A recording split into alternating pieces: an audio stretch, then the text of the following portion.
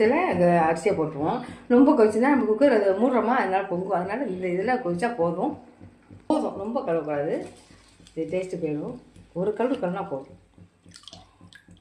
தண்ணி இல்லாமல் எடுத்து போட்டுங்க, ஏன்னா நம்ம தண்ணி அதில் அளந்து ஊற்றிட்டோம். அதனால் அரிசி போட்டாச்சு. 3 போட்டு விசில் வச்சிடும். 2 விசில் வச்சா போதும், ரொம்ப வச்சிடாதீங்க, குழச்சிடும். கொஞ்சம் ஊற்றிங்க. இறக்க போகும்போது கூட நீங்கள் கொஞ்சம் ஊற்றிக்கலாம், இப்போ கூட ஊற்றிக்கலாம். சோறு ஊற்றி இருக்கும், நெய் அப்படியே குறைச்சிட்டு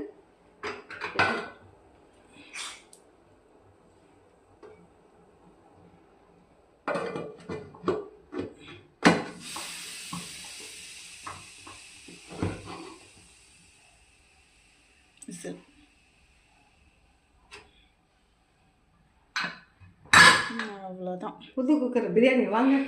தலப்பாக்கட்டி பிரியாணி. ஆமாம், புது குக்கர் பிரியாணி வாங்க சாப்பிடலாம். தலப்பாக்கட்டி பிரியாணியா? இந்த விசில் வந்தாலும் அப்புறம். ஓகே, அவ்வளோதான். புது குக்கர் பிரியாணி வாங்க. தலப்பாக்கட்டி பிரியாணி.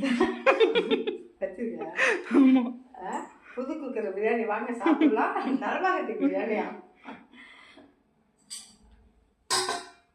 இந்த விசில் வந்தாலும் அப்புறம். ஓகே,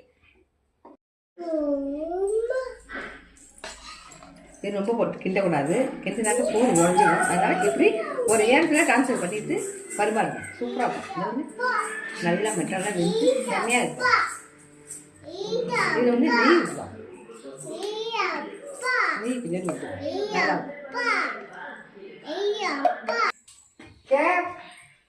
வா. சுட சுட பிரியாணி சாப்பிடுங்க, டேஸ்ட் பண்ணுவோம்.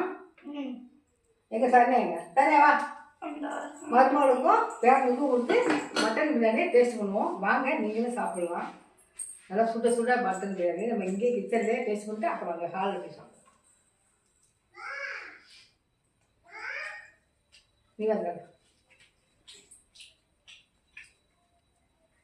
சுட சுட இருக்கு, சுடுது பார்த்துதான். செமையா இருக்கு. சூப்பராக இருக்கும், சூப்பராக இருக்கும். இது மாதிரி செஞ்சு டைமில் ஞாயிற்றுக்கிழமை இந்த மாதிரி நல்லா சுட சுட சாப்பிடுங்க. டேஸ்டாக இருக்கு, வாங்க சாப்பிடலாம். தேங்க்யூ. தேங்க்யூ. சப்ஸ்கிரைப் பண்ணிட்டு பாருங்க. பாய். Like and subscribe.